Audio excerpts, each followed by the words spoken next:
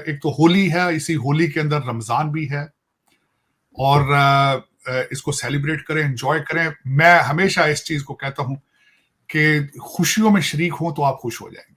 दूसरों की खुशियों में शरीक होना सीखें, आप दूसरों की खुशियों को सेलिब्रेट करना सीखें। बहुत जरूरी है कि आप एक खुशी को स्प्रेड करें। पाकिस्तानियों की मुश्किलात कम नहीं होंगी, मुल्क में महंगाई का दबाव बरकरार रहेगा। एक मजाक की हद तक बन चुका है, लोग हंस रहे हैं। कभी पूरा पाकिस्तान शुभ शुभ पाकिस्तान बन चुका है, पूरा पाकिस्तान शुभ शुभ चल रहा है। काले जादू काले बकरों से आपने एटॉमिक पावर को 3.5 साल चलाया है। क्या यही पाकिस्तान है? क्या इससे अगले आप आगे इससे नहीं बढ़ना चाहते? एक तो 2 बिलियन मुसलमानों से भी मुझे गिला है, बिलखुसूस पाकिस्तानियों से। आप हर वक्त गुस्से में क्यों हैं? अब हर चीज को जला के तबाह क्यों करना चाहते हैं, इंक्लूडिंग पाकिस्तान? आप अपने मुल्क में आग लगा के हंसने वाले एक कौम है। आप कर्जों की किस्तें देने पे कर्जे लेकर आप जश्न मनाते हैं। आप इस लेवल से आगे किस तरह जाएंगे? आप सर अभी वर्ल्ड बैंक से भी तो मिल गया लोन इनको, वर्ल्ड बैंक ने भी अप्रूव कर दिया है भाई। 149.7 मिलियन, 150 मिलियन ही कर लें। दुबई में लोग खुशियां मना रहे हैं, जो रियल एस्टेट एजेंट हैं वो लड्डू बांट रहे हैं आपस में भाई। उसकी वजह यह है, जो प्रोजेक्ट है जिसके लिए वर्ल्ड बैंक ने फाइनेंसिंग की है, उसका नाम डीप है, डिजिटल इकोनॉमी। और यार वहां इंटरनेट ही काम नहीं करता तो डिजिटल इकोनॉमी की बात किस तरह करोगे? पहले वो तो ठीक कर लो। कंप्यूटर क्या फूंकों से चलाओगे? मोमबत्तियों से इंटरनेट को चलाओगे? तो देखने वाली बात यह है कि सीरियस होना होगा, लोगों को होना पड़ेगा। पाकिस्तान को पाकिस्तान बनाने की जरूरत है। पाकिस्तान जो 250 मिलियन लोग सो रहे हैं, उनको जगाने की जरूरत है। उनको बताना होगा यार ये जिहाद वहाद छोड़ो, इंग्लिश और मैथ पे तवज्जो दो और सीखो, बांग्लादेश से सीखो, भारत से सीखो, कुछ सीखो। पाकिस्तान ने तो हमेशा भारत से अच्छे ताल्लुकात की ख्वाहिश का इजहार किया है। जैसे डार साहब ने भी कहा कल लंदन में, आपने सुना उन्होंने कहा कि ये कारोबारी बिरादरी चाहती है कि पाकिस्तान और भारत के दरमियान जिस तरह ट्रेड चल रही थी इससे पहले, वैसे उसको दोबारा बहाल किया जाए। लेकिन हमने आज देखा कि भारतीय वजीर खारजा का एक बयान आया, उन्होंने कहा कि दहशतगर्दों से तो बात हो ही नहीं चल सकती है। तो भारत क्या पाकिस्तान जब भी मुज़ाकरात की बात करता है, क्या इसको पाकिस्तान की कमजोरी समझा जाता है? ये बात दुरुस्त है कि जब भी पाकिस्तान की तरफ से मुज़ाकरात की बात की जाती है, हिंदुस्तान ये समझता है कि शायद पाकिस्तान कमज़ोर है। लेकिन जैसे कि हिंदुस्तानी वज़ीर ख़ारजा ने ये बात कही कि दहशतगर्दों से बात नहीं हो सकती, तो उन्होंने दुरुस्त कहा। दूसरी बात ये कि पाकिस्तान जहाँ चाहता है कि हिंदुस्तान से बेहतर ताल्लुकात करे, लेकिन उसके साथ साथ कुछ ग्राउंड सिचुएशंस हैं, कुछ कहते हैं ज़मीनी हक़ाइक़ हैं जो इसके बरक्स हैं, जो आपके लिए मुमकिन नहीं है कि आप हिंदुस्तान के साथ इतना ज़्यादा आगे चल सकें।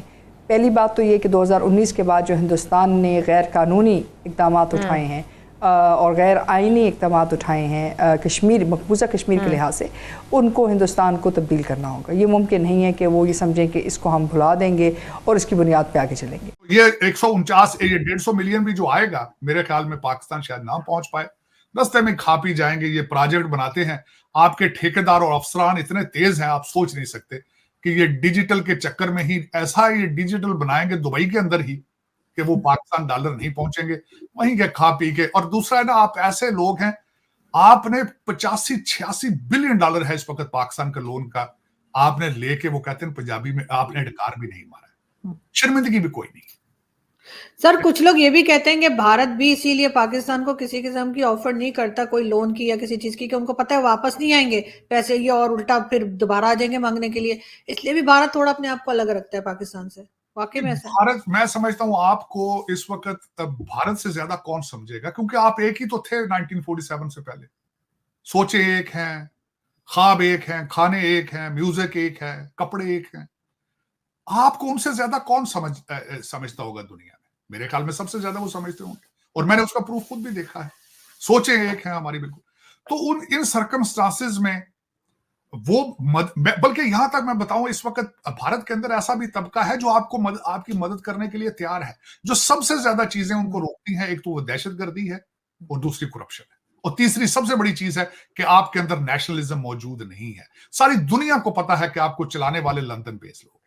तो सर टेक्स्ट बुक्स में भी तो सर हिंदुओं से नफरत और जो भी दूसरा रिलीजन है उससे नफरत पढ़ाई जाती है, इसलिए भी वो लोग नहीं मानते हमारे पास आने को। देखिए, आरजू, मेरी खुद अपनी आंखें, ये चीजें जो टाइम के साथ मैंने देखा है, सीखा है, और मेरी इस वक्त हम्बल रिक्वेस्ट है कि टू नेशन थ्योरी से आगे बढ़ना होगा आपको।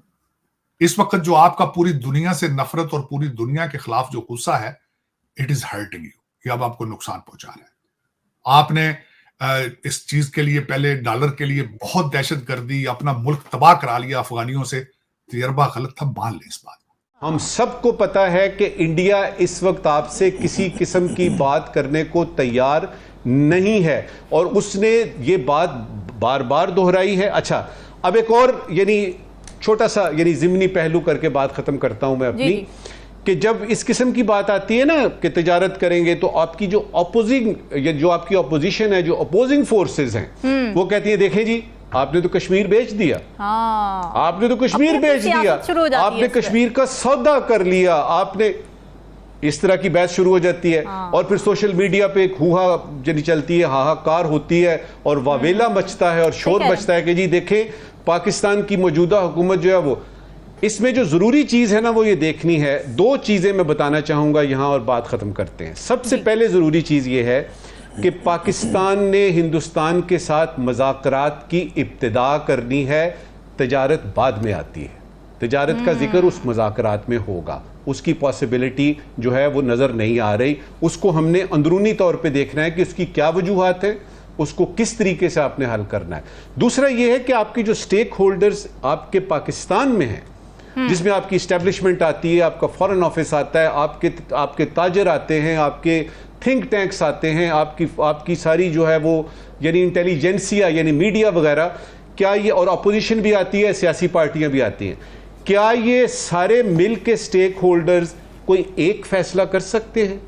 वो फैसला जो जर्मनी और फ्रांस ने किया था, क्या हमारी कौम इतनी मैच्योर हो गई है कि हम ये कहें कि ठीक है जर्मनी और फ्रांस की तरह ना कि लड़ाई होती है, बाकायदा जंग होती है, लेकिन जब यूरोपियन यूनियन की बुनियाद पड़ती है तो वो कहते हैं जी कि हम ट्रेड के लिए, इकोनॉमिक इंटरेस्ट के लिए करेंगे। इस मैच्योरिटी की जरूरत है, कंसेंसस पहले अंदर डेवलप करें, हिंदुस्तान बाद में आएगा। देश भर में होली का त्योहार मनाया जा रहा है। रंगों के इस त्योहार को लेकर लोगों के बीच काफ़ी उत्साह देखने को मिल रहा है। रविवार को लोगों ने भक्तिभाव के साथ होलिका दहन किया और फिर होली की शुरुआत हो गई। लोगों को एक दूसरे के ऊपर रंग गुलाल लगाकर होली की शुभकामनाएं देते हुए देखा गया। देश के अलग अलग हिस्सों में होली का जश्न मनाया जा रहा है। प्रधानमंत्री नरेंद्र मोदी ने भी देशवासियों को होली की शुभकामनाएं दी और कहा कि यह पारंपरिक पर्व सभी के जीवन में नई ऊर्जा व नया उत्साह लेकर आए। दूसरी ओर भारत और पाकिस्तान के रिश्तों में एक बड़ा डेवलपमेंट देखने को मिला है। पाकिस्तान की नई सरकार भारत के साथ व्यापार खोलने पर विचार कर रही है। पाकिस्तान के विदेशी मंत्री इशाक डार ने भारत से व्यापार शुरू करने की इच्छा जताई। जब 2019 में भारत ने जम्मू कश्मीर के अनुच्छेद 370 को रद्द कर दिया था, इसके बाद से ही पाकिस्तान ने भारत से व्यापार बंद कर दिया, लेकिन इसका सबसे ज़्यादा नुकसान पाकिस्तानी व्यापारियों को हुआ।